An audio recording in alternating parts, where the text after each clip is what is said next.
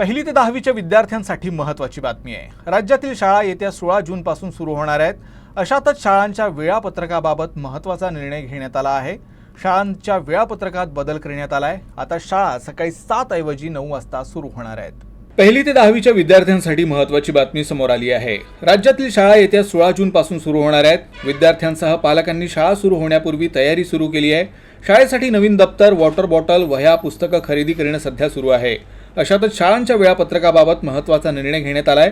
शाळांच्या वेळापत्रकात बदल करण्यात आलाय। आता शाळा सकाळी 7 ऐवजी 9 वाजता सुरू होणार आहेत।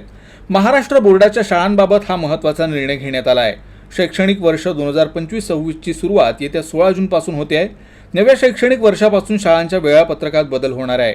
नव्या शैक्षणिक वर्षात राज्यातील शाळा सकाळी 7 वाजता ऐवजी 9 वाजता भरतील आणि सायंकाळी 4 वाजता सुटतील।